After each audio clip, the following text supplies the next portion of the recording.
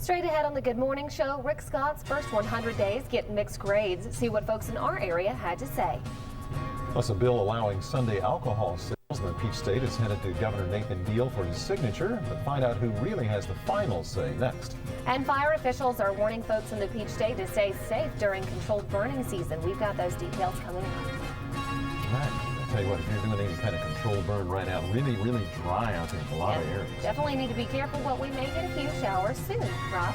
Yeah, there might be a little something to look for the showers late Friday, early Saturday. Right now, the radar picture is all clear. Going to stay that way today. Another gorgeous day on tap. Numbers near 50 to get started. Well through the 70s by lunchtime, and daytime highs stopping at a very manageable lower to mid 80s this afternoon. Lots of good, lots of sunshine. Another day just like yesterday, but there are a few changes to talk about too. We'll get to that in the full forecast in a few minutes. First, let's get some news.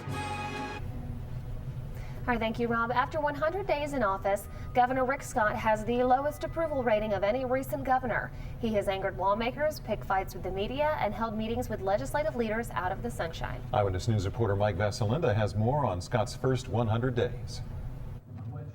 Since that January day when Rick Scott uttered these words, "So help me God," he has been nothing but controversial. He fired the state pilots and put the state planes up for sale, all without asking legislators. Then he said no to billions for high-speed rail. The risk far outweighs the benefits. This is how Scott responded when we asked him to grade those first 100 days. First off, I enjoy what I'm doing. I care about people. I ran for governor because I believe in this country and in the state. Scott's relationship with the media has been frosty. Look at your plans to correct this failure. He's been slow with public records requests. His schedule is often incomplete, like this entry, lunch with the legislator. Monday, he left a news conference without answering questions. Thanks. But his staff got angry when we tried to video a staffer sent to give answers. He's not the governor's spokesperson. We are. The governor speaks for himself. Tell us.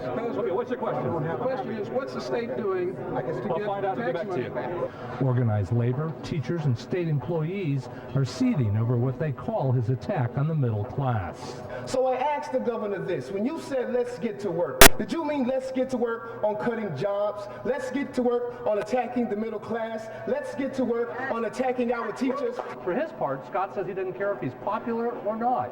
And as pollsters point out, the next election is a political lifetime from now. The story is fueling a lot of our comments on our website this week. A granny from Quincy says, quote, "I cannot remember anything causing such a stir as Rick Scott has caused in Tallahassee. People have spoken out about him that have never spoken before. Our state workers who have given years of dedication to the people of Florida are shaking in their boots." And OK Rick says, "I don't live in Florida, but I admire Rick Scott. He has the guts to make the drastic cuts needed to keep Florida from going belly up. And he isn't worried about being seen as the bad guy. State workers, you do not have to work for the state. You are free to join the private sector with the rest of us." End of quote. Legislation to permit Sunday alcohol sales in the Peach State has passed both chambers. On Tuesday, House lawmakers overwhelmingly passed the bill. It gives local governments the power to decide whether convenience stores and grocery stores can sell alcohol between 12:30 p.m. and 11:30 p.m. on Sundays. Area voters could see it on local ballots as early as November. They can sell it on Saturday. It's the same exact thing, just a different day of the week. You can call it what you want. It still should be allowed to be sold. I mean, Sunday is Saturday is Monday is Tuesday. It's all the same. Governor Nathan Deal says he plans on signing the bill, but if it comes up for a vote in his community, he'll vote against it. Georgia is one of 3 states that ban alcohol sales on Sunday.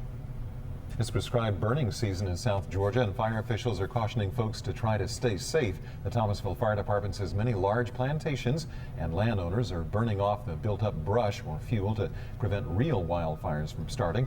Firefighters say that though the fires are controlled, there are a few important things to keep in mind in areas with heavy burning. Citizens should stay away from the prescribed burn areas. That way it just keeps them from accidentally being burned or getting close to the smoke. The smoke is the biggest hazard.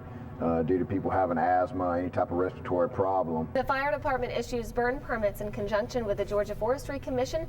GFC determines when it's safe to burn based on weather conditions such as wind speed and humidity. The fate of Valdosta's oldest home will soon be sealed. Next month, members of the Historic Preservation Committee will decide whether to rebuild the Roberts house on Wells Street. On January 26th, the 150-year-old house was nearly destroyed by a fire caused from an electrical failure.